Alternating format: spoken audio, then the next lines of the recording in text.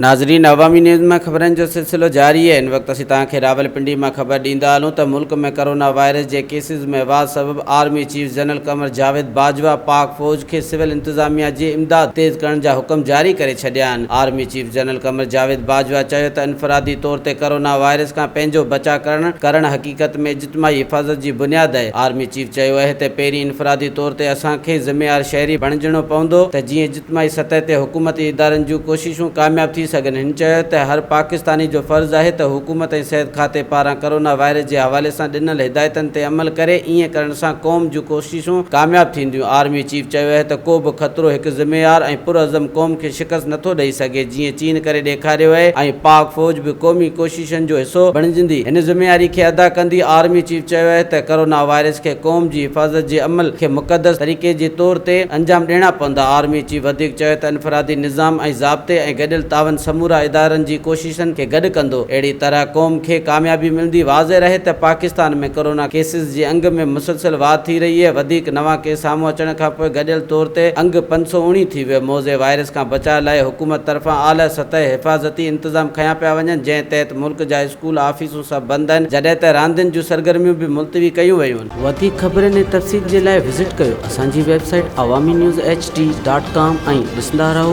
Awami news HD।